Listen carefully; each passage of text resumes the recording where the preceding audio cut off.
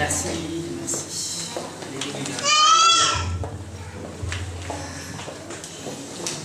Eh ben, bonsoir à tous.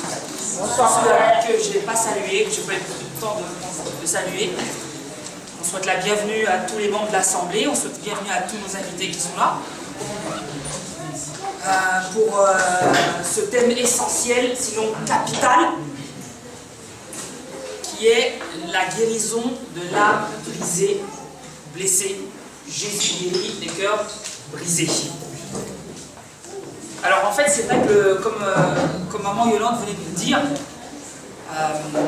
le pasteur Marc, en fait, depuis le temps qu'il prêche dans l'assemblée, depuis le temps qu'il est le berger de cette assemblée et qu'il nous connaît, c'est vrai que sur son cœur, il y avait une peine. Je vous partage ça, il y avait une peine en lui, parce que même s'il voyait la joie qu'on a à être ensemble, quand on loue le Seigneur, la joie qu'on est ensemble, d'écouter sa parole, la communion fraternelle, il voyait qu'au milieu de nous, il y avait beaucoup de personnes qui souffraient. Il voyait ça. Que ce soit connu, que ce soit dit ou que ce soit caché, il voyait beaucoup de souffrance au milieu de nous, dans les cœurs. Et il voyait en plus que ça empêchait les frères et les sœurs d'avancer dans leur vie chrétienne. Ça l'affligeait beaucoup. Alors il s'est dit, mais vraiment, Seigneur, qu'est-ce qu'on fait? Et donc vraiment le Seigneur lui a mis à cœur de prendre un temps à part. Qu'un culte ne suffirait pas. Et c'est pourquoi ce séminaire est né. D'accord? Donc c'est la vision qu'il a reçue. Et en plus, il a eu beaucoup d'autres paroles qui ont confirmé que Dieu voulait vraiment agir au milieu de nous, que Dieu voulait vraiment guérir les cœurs brisés, comme il l'avait promis dans sa parole. D'accord? Donc, c'est ce qu'il avait sur son cœur. Et même si lui, comme on le sait, il est au repos, hein, il n'y a pas de raison qu'on diffère la bénédiction que Dieu a prévue pour nous. C'est ça ou pas? Je ne veux pas, moi, prendre la responsabilité de retarder la bénédiction que Dieu a prévue pour son peuple. Amen. Je ne prends pas cette responsabilité-là. Donc, attendez-vous à ce que Dieu fasse des choses au milieu de nous. Pendant ces 3 jours. Attendez-vous. Selon ses promesses. Si vous voyez ma petite tête de blanc là, vous voyez ma petite tête là, et que vous êtes en train de vous dire, qu'est-ce que ce petit-là il peut faire là? Je vous rassure, je peux rien faire. Je peux rien faire. Mais par contre, je m'en remets à celui qui dit, je suis venu pour guérir ceux qui ont le cœur brisé. Amen. Je m'en remets à lui. Parce que moi, franchement, vous avez vu ma dégaine, hein, avec mes 60 kilos tout mouillés, je vous dis, je ne pourrais rien faire. Mais par contre, vous et moi, on va faire confiance au Dieu qui est tout puissant et qui libère, qui est toujours le même. Amen. Amen. Ok. Donc, le thème, en fait, des cœurs brisés. C'est un très vaste thème. De toute façon, vous n'avez même pas besoin de voir les informations, de voir ce qui se passe dans le monde, pour voir combien il y a de souffrance partout autour de nous. Vous n'avez qu'à juste voir dans votre quartier, vous avez qu'à juste voir dans votre immeuble, vous avez qu'à juste voir vos voisins les plus proches, votre famille les plus proches. Regardez combien il y a de détresse autour de nous.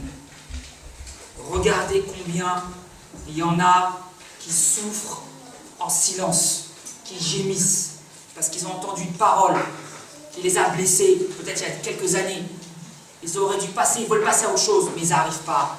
Ça revient, ça leur blesse comme un cœur qui saigne, comme une hémorragie intérieure. Il y en a d'autres encore. Ils ont vu depuis leur enfance des choses qu'ils n'auraient pas dû voir. Ils ont entendu des choses qu'ils n'auraient pas dû entendre. Ils étaient trop petits, ça les a blessés, et jusque maintenant, des années après, ils portent encore les conséquences de ce qu'ils n'auraient pas dû voir, de ce qu'ils n'auraient pas dû entendre. Et ils essayent de vivre avec. Il y en a encore d'autres. On leur a promis dans le mariage, fidélité, amour, jusqu'à la fin des jours. Hein? Et puis d'un coup, monsieur ou alors madame tourne le dos, il disparaît, il va chercher une petite jeune, et il laisse tout le monde, il laisse madame, il laisse les enfants dans un profond désespoir, dans un profond désarroi. Ça se passe ici, à côté de nous, au milieu de nous. y en a encore.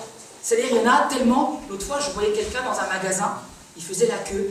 Comme ça durait un petit peu trop longtemps, c'est un client qui était habitué, qui était toujours tranquille, mais ça a duré trop longtemps. Il avait tellement de pression sur lui, tellement de fardeau, tellement de souffrance. Il a, comme on dit, comme nous, les jeunes disent souvent, il a pété un câble, il a renversé le chariot, et il est devenu hors de lui. Il a fallu que plusieurs personnes le maîtrisent. Et pourtant, tout le monde disait, mais on ne comprend pas.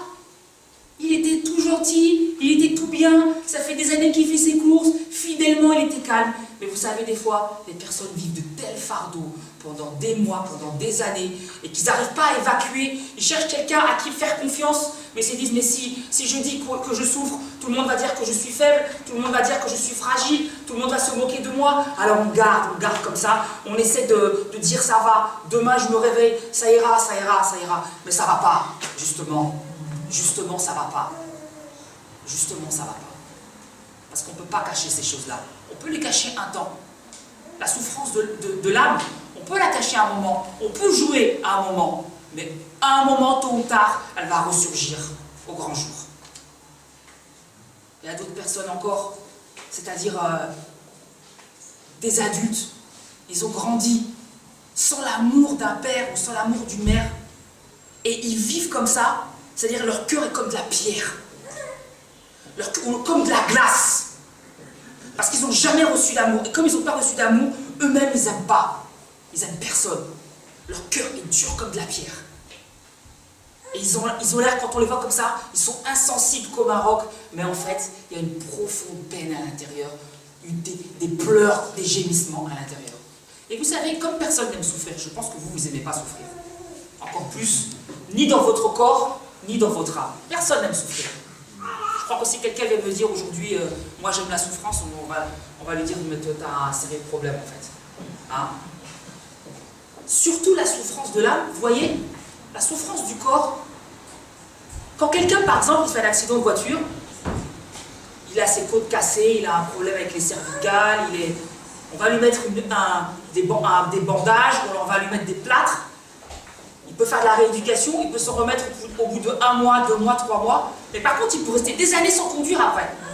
Parce que la souffrance de l'âme est plus pénible à guérir que la souffrance du corps. Elle est plus pénible. Et pourtant, justement, alors que la souffrance de l'âme, elle est si répandue, qu'est-ce que les gens font?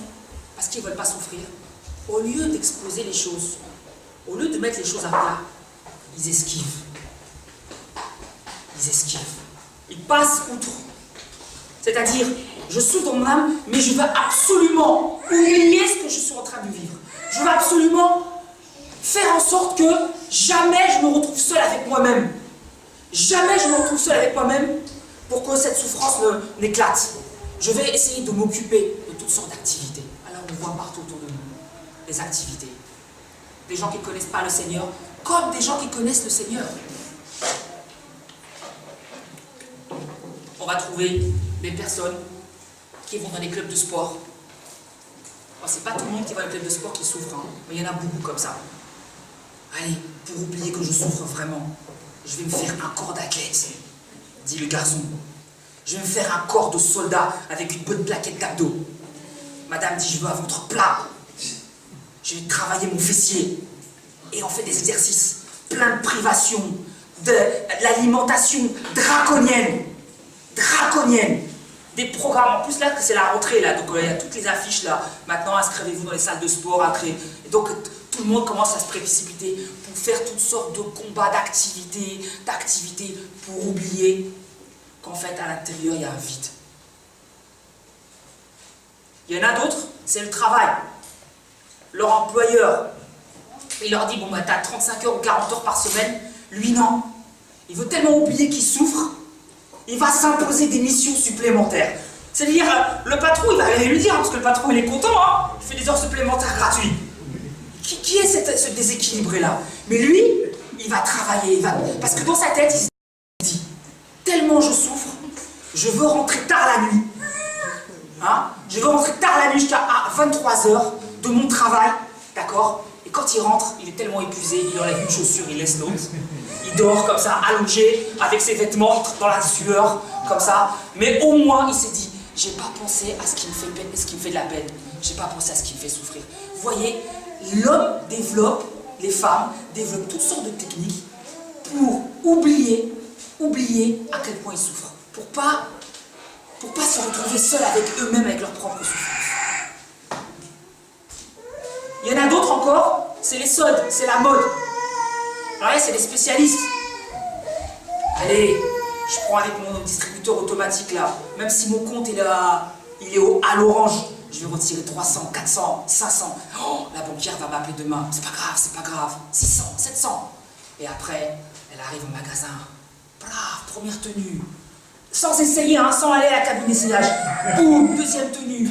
Bam, troisième. Comme il y a une autre femme qui vient dans l'allée. Non, celle-là, elle va pas prendre ma robe là. Bam, je prends la quatrième tenue. Pour oublier combien? Pour oublier ce qu'elle est en train de vivre. Pour oublier. Elle continue, cinquième tenue. Elle sort du magasin. Sixième tenue. Là, sa raison commence à lui parler. Attention, comment tu vas manger à la fin du mois? Attention. Mais l'âme souffre tellement. Donc l'âme réclame.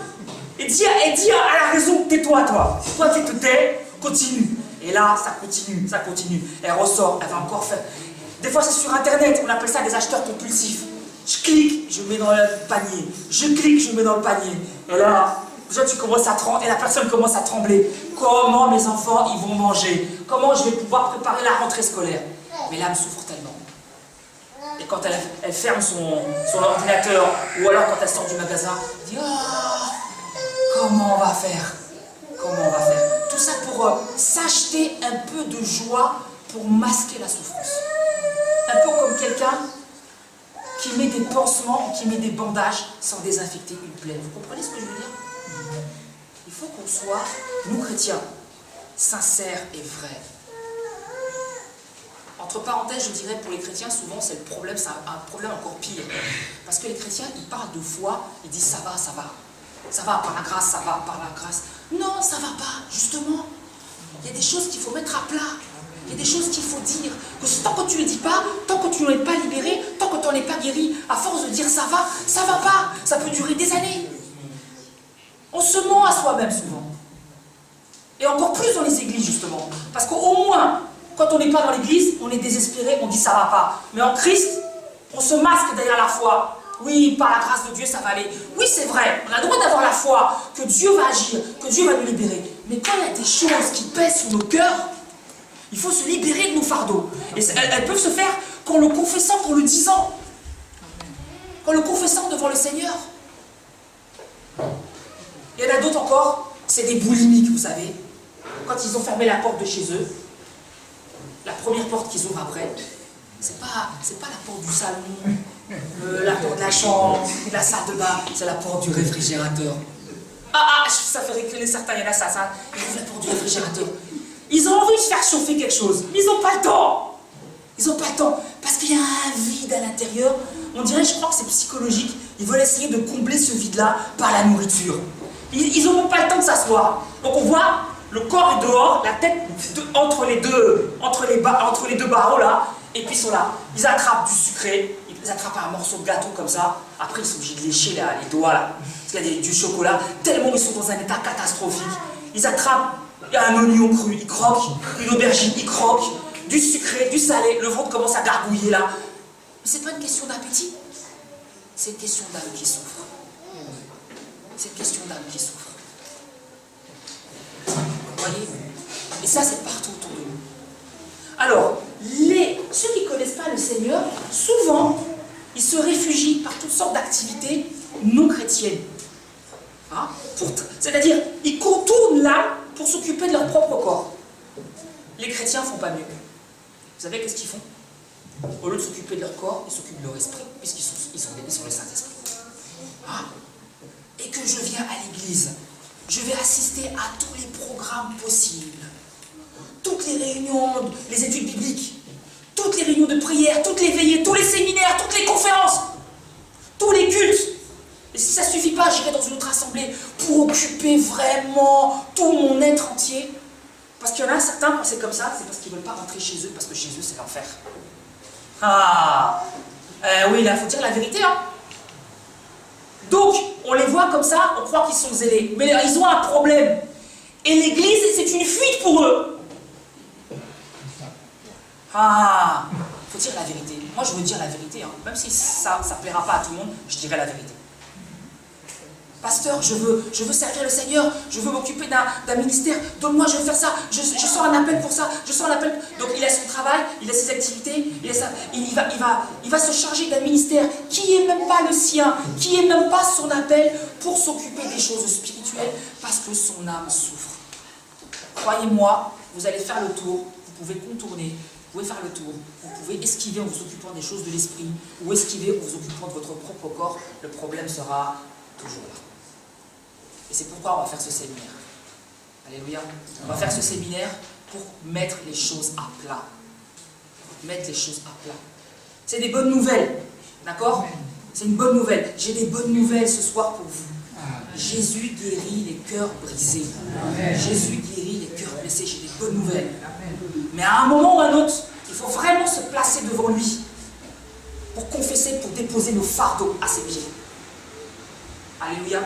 Okay. Donc, le culte, il y a le culte du corps et le culte de l'esprit. J'étais en train de penser à... Il y a un slogan de Renault là, je ne sais pas si vous connaissez ce slogan. Qui mieux que Renault peut entretenir votre Renault? Je ne sais pas, c'est ça? Qui mieux que Renault peut entretenir votre Renault? Donc, qu'est-ce qu'il dit? Qu'est-ce que ça veut dire en gros? Nous, on est le constructeur. Okay? Nous, on est le constructeur. Tous les véhicules là, le moteur, tout ça, les circuits qui sont à l'intérieur électrique, tout ça, on connaît par cœur. Donc, on est les mieux placés pour s'occuper. Moi, j'ai envie de vous dire, qui mieux que celui qui a fait l'âme de l'homme peut guérir l'âme de l'homme? Qui mieux que lui? Regardez les Écritures en Genèse chapitre 1, s'il vous plaît. J'éteins ça. Genèse chapitre 2.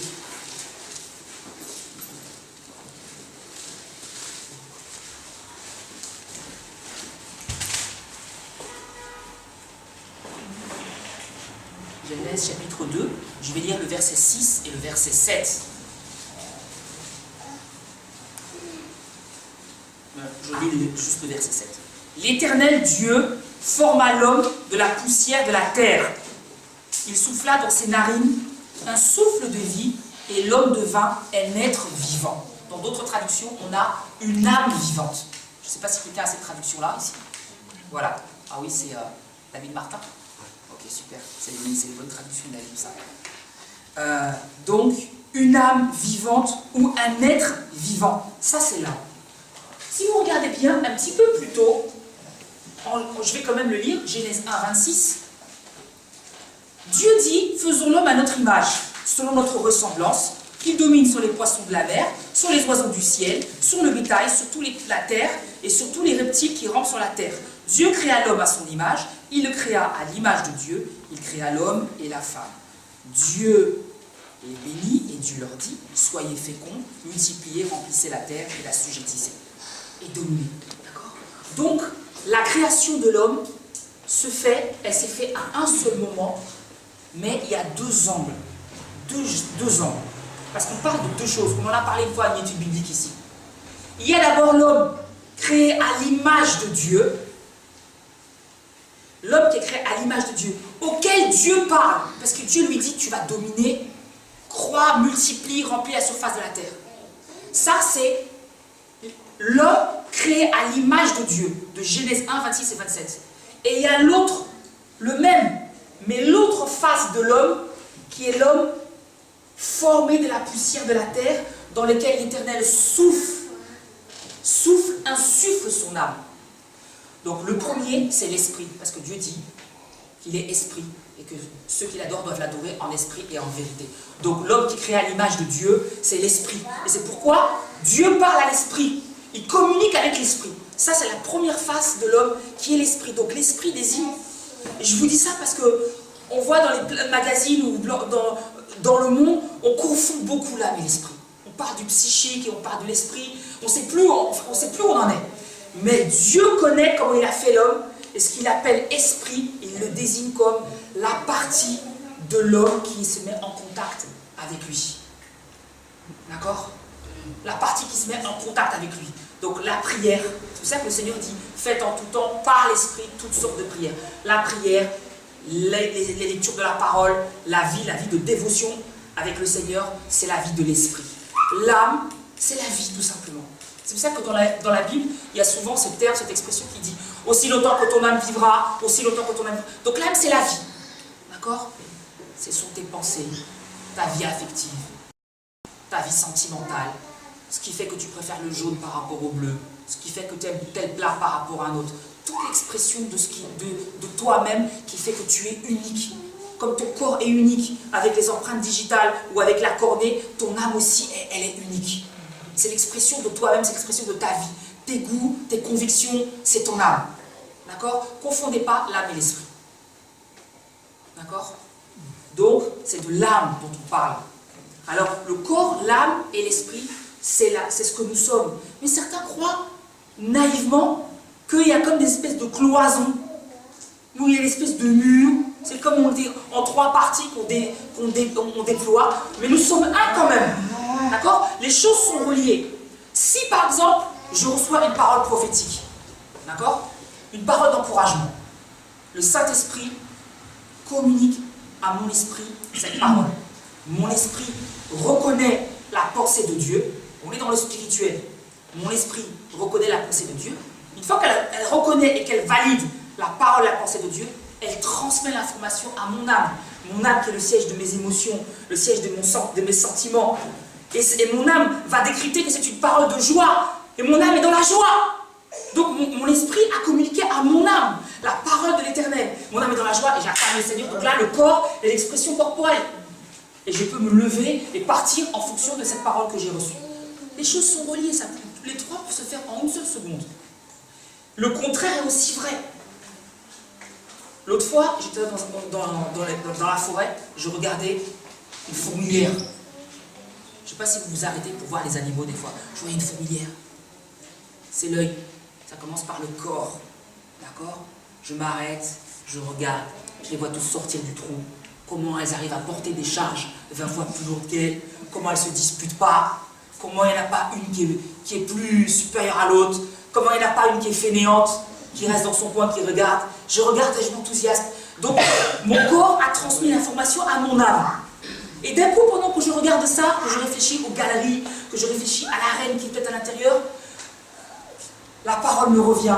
Le verset de l'Écriture qui me dit « Va vers la fourmi, paresseuse, et considère son ouvrage. » Maintenant, mon âme transmet l'information à mon esprit. Vous voyez comment les choses sont reliées. Et mon esprit commence à... Donc, la porte qui mène du corps à l'âme, ce sont les 5 sens. La vue, l'ouïe, l'odorat, le goût, le toucher.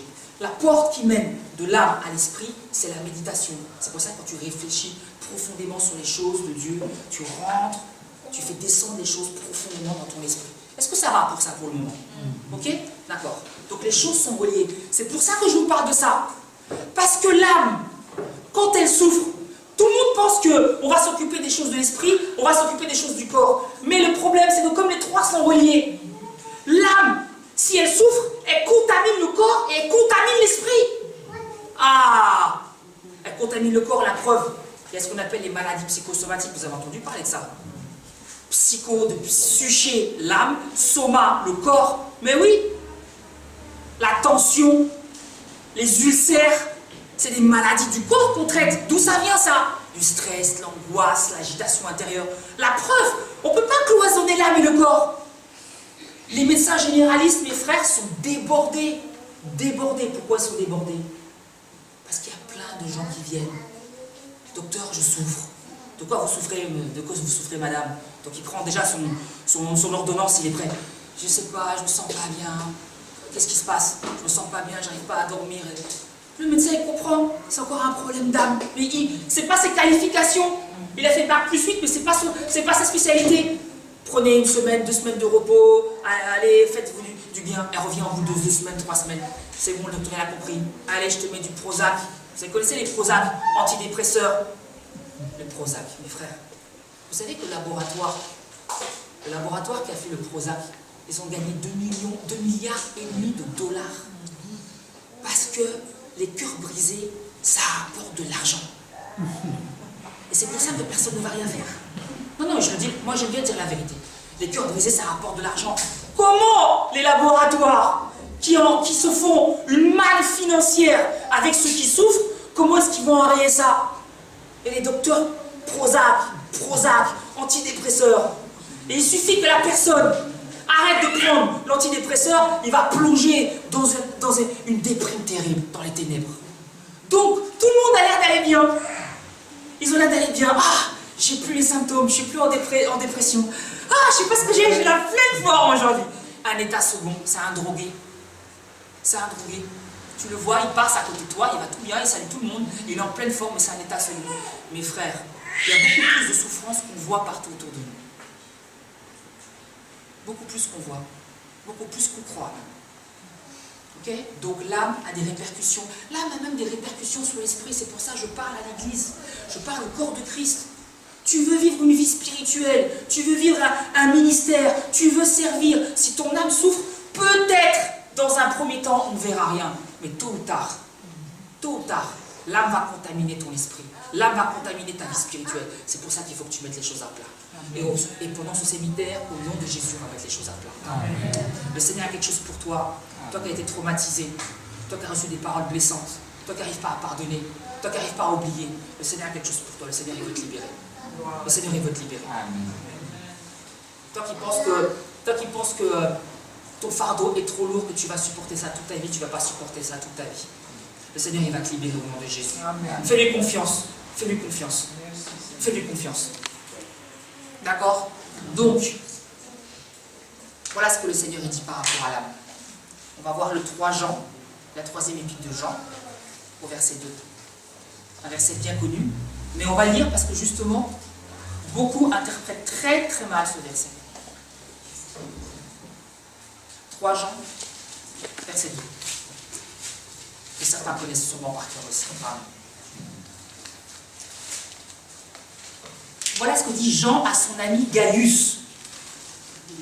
Bien-aimé, je souhaite que tu prospères à tous égards. Ça va, vous y êtes? 3 Jean 2. Bien-aimé, je souhaite que tu prospères à tous égards. Et sois en bonne santé, comme prospère l'état de ton âme. Alors il y en a qui sont des spécialistes pour prendre ces versets-là et pour les déformer. Parce que dedans, il y a le mot prospérité. Et là, forcément, ça fait réfléchir beaucoup de gens. Ah, tu as dit, je souhaite que tu prospères à tous égards. Oh, c'est formidable. Je vais prospérer dans les finances. Je vais prospérer dans le business. Je vais créer une entreprise. Tu as dit que je vais prospérer. Tu as dit que je vais réussir. Je vais prospérer. Tu l'as dit, hein? Attends. Lis le verset jusqu'au bout. Le Seigneur dit... Il y en a qui veulent voir ce qu'ils ont envie de voir. C'est ça le problème. Hein? Et il n'y a pas pire aveugle que celui qui voit ce qu'il a envie de voir. D'accord? D'abord, comme prospère l'état de ton âme. Ça veut dire que Jean, il dit à Gaius, Gaius, je suis content pour toi. Ton âme est bien. Tu n'as pas de fardeau. Tu t'es libéré de toutes tes souffrances.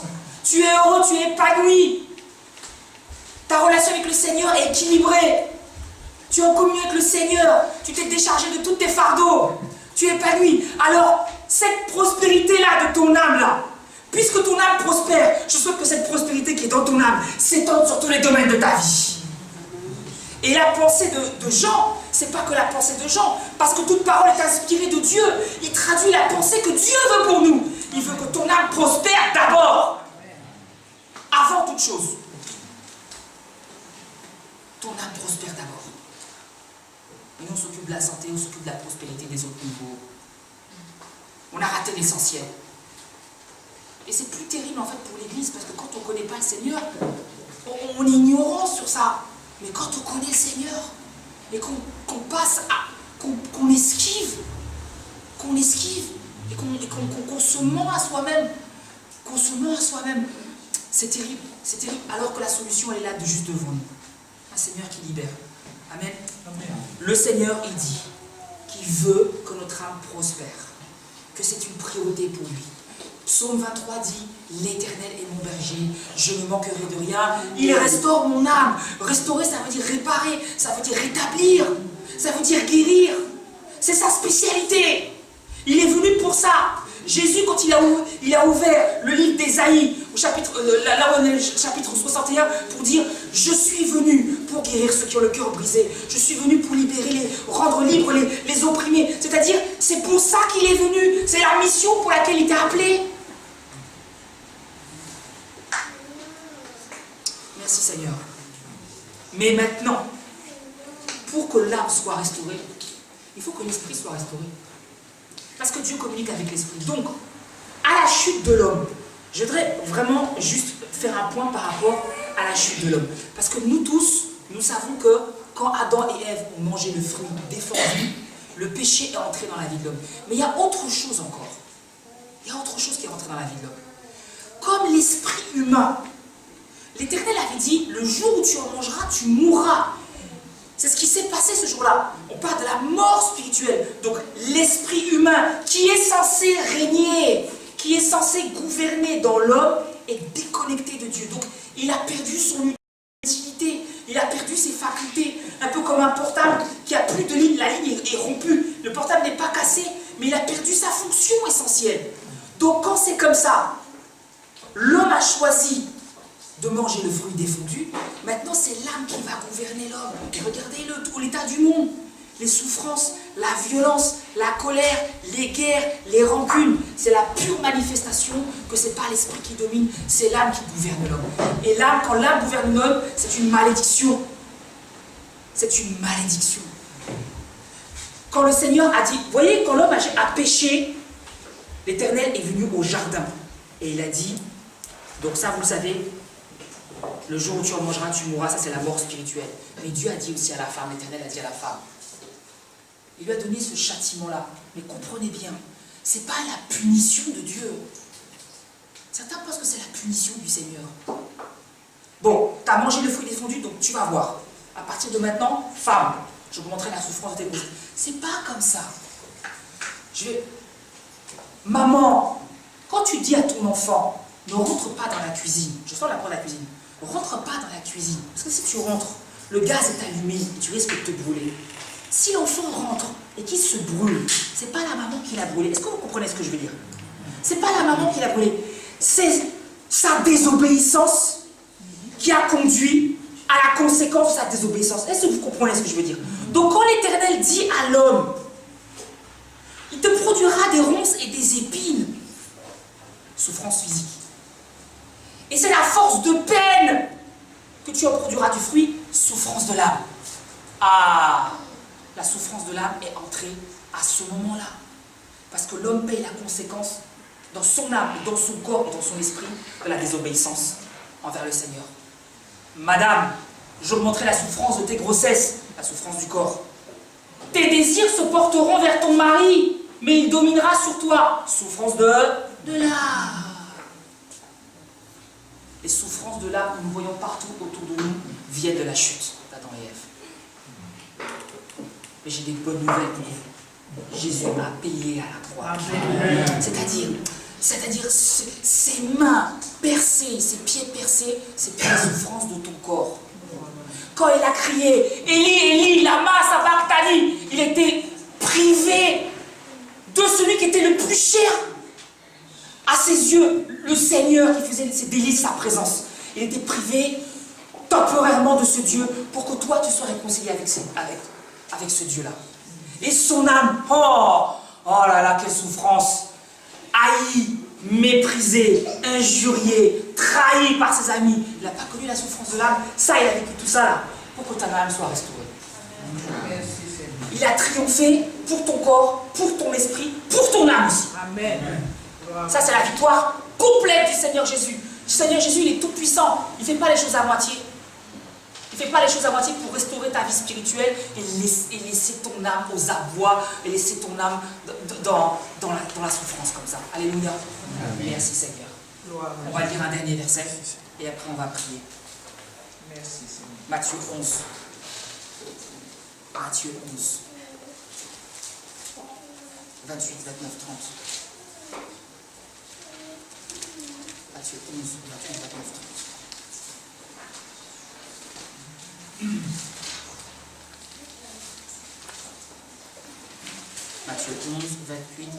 30.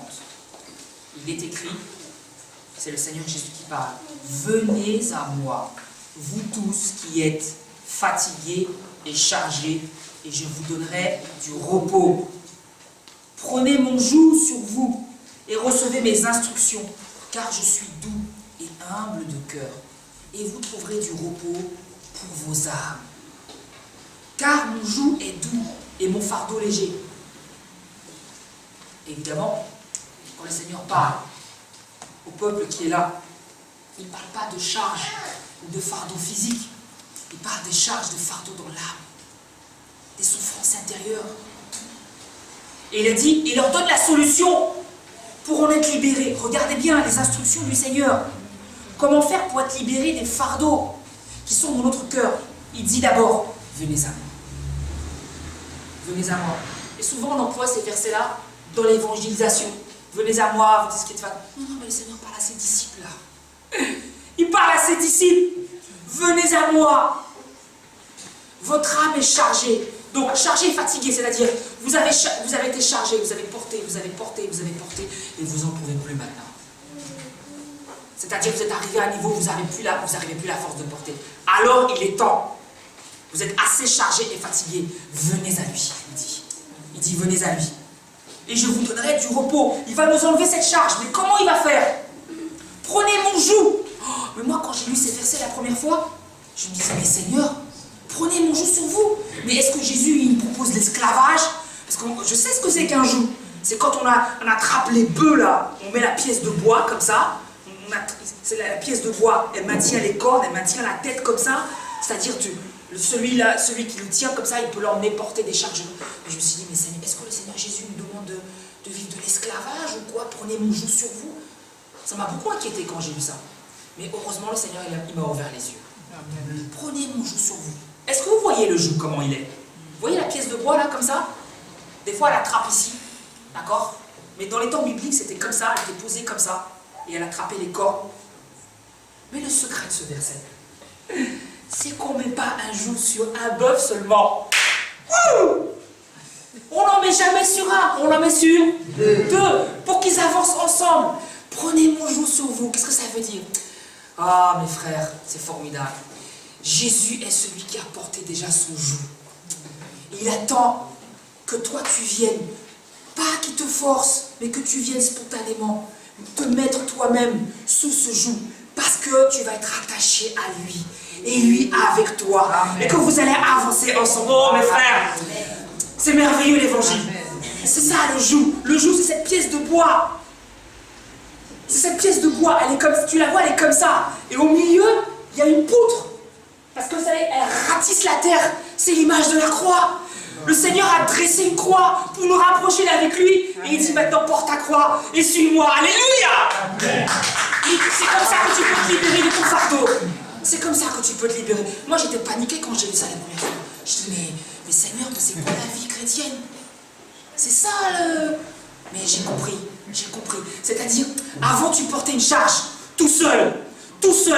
Mais là maintenant, ton fardeau va être léger. Parce qu'il y a un autre qui est avec toi, qui va porter une charge. Tu vas souffrir, mais dis, t'inquiète pas, je suis là, on y va ensemble. Amen. Celui qui dit, tout pouvoir m'a été donné dans les cieux et sur la terre, il dit, t'inquiète pas, je suis là, on va pousser, on va y arriver. Ta charge va être légère, parce que Jésus est avec toi. Amen. Mais, attention, il dit aussi, prends ton joug, ce joug-là, et écoute les instructions. Tu veux être déchargé de ce fardeau? Prends ce joug et écoute les instructions du Seigneur. Alors on va te décharger de ce fardeau. C'est le plan de Dieu pour en être déchargé. Alléluia. Le Seigneur dit, venez à moi, vous tous qui êtes fatigués et chargés, je vous donnerai du repos. Prenez mon joug sur vous. Alléluia. Amen. Ça ne l'intéresse pas et il ne prend pas plaisir à voir ta souffrance individuelle. Il veut la partager, il veut porter avec toi. D'accord? Merci Seigneur. Voilà, si vous voulez bien, juste, je vous propose 1 minute de silence, un temps de silence, que vous puissiez méditer un peu sur tout ce qu'on vient de dire, et après on va prier. Je vous demandez l'aide au Seigneur, que vraiment, tout ce que vous avez entendu puisse descendre profondément dans vos cœurs, que vous ne soyez pas des auditeurs oubliés. Ne méprisez pas le silence, c'est des temps où Dieu se glorifie vraiment.